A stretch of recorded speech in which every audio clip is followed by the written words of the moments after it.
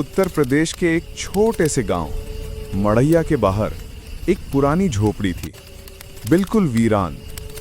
उस झोपड़ी के चारों ओर सूखी झाड़ियां और टूटे पेड़ खड़े थे, जैसे सालों से किसी ने वहां कदम ही ना रखा हो।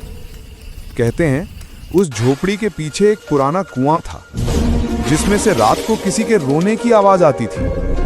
गांव वाले शाम होते ही उस रास्ते से निकलना छोड़ चुके थे। एक दिन गांव का लड़का राजन अपने दोस्तों की चुनौती पर उस झोपड़ी की ओर निकल पड़ा। हाथ में लालटेन थी और चेहरे पर डर भी।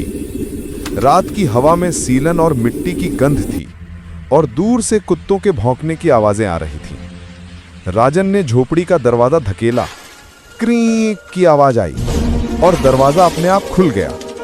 अंदर उसने देखा, फर्श पर राख और टूटी चूड़ियां बिखरी पड़ी थी। दीवारों पर अजीब से हाथों के निशान बने थे, जैसे किसी ने अंदर से बाहर निकलने की कोशिश की हो। एक कोने में पुराना हैंडपंप पड़ा था, जो जंग खाया हुआ था। राजन ने हैंडपंप को चलाने की कोशिश की, पर पानी नहीं, बल्कि अंदर से अजीब सी सूं-सूं की आवाज आई। राजन धीरे धीरे पीछे के कुएं की तरफ बढ़ा। कुआं बहुत गहरा था। अंदर झांका तो कुछ दिखा नहीं। अचानक छपाक, जैसे किसी ने पानी में छलांग लगाई हो। राजन डर कर पीछे हटा, पर कुएं से किसी के कराहने की आवाज आई, बचाओ बचाओ। उसका दिल तेजी से धड़कने लगा। वो भागकर झोपड़ी के अंदर आया, लेकिन अब दरवाजा खुद ब खुद बंद हो चुका था। दीवारों से टपकते पानी में चेहरे बनने लगे और हैंडपंप से अब खून बहने लगा था। राजन के दरवाजा खोलने की कोशिश की, मगर जैसे किसी ने बाहर से कसकर बंद कर दिया हो। अचानक झोपड़ी में वही आवाज गूंजी, तू भी पानी भरने आया है? राजन की चीख रात के सन्नाटे में गुम हो गई।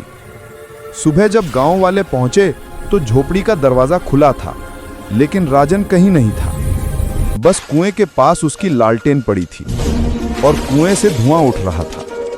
उसके अंदर से हल्की आवाज आई, अब कोई और आएगा क्या?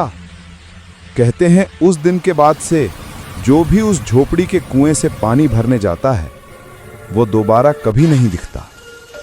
अगर ये कहानी आपको पसंद आई तो KKR हिस्ट्री को जरूर सब्सक्राइब करें। Thank you.